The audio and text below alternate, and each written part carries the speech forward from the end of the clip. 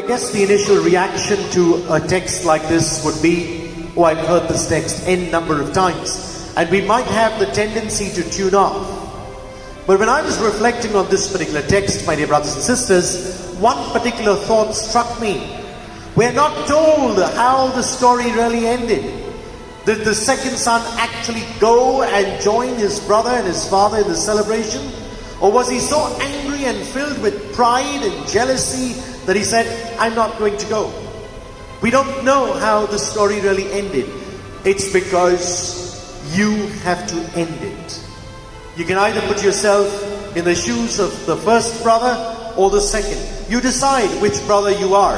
And I guess each of us, my dear brothers and sisters, when we sit back and reflect, will realize that both of these brothers are within each one of us. Perhaps one who's faithful to the Lord, but yet at times could be filled with pride and anger and jealousy and an inflated ego. On the other hand, there are those of us who begin well, but then we go astray. But then we suddenly come back to our senses and realize, what am I doing? I can't live a life away and apart from God, and I need to return back.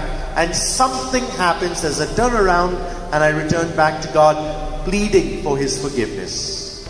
Whichever way, my dear brothers and sisters, look at the role the Father in the Gospel plays. Exactly the role that God and Jesus will play in our lives. Always waiting with open arms to welcome back a repentant sinner.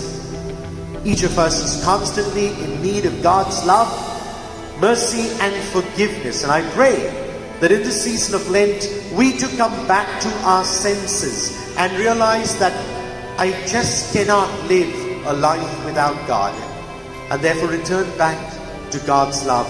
A God who waits with open arms to just embrace us once again in His love.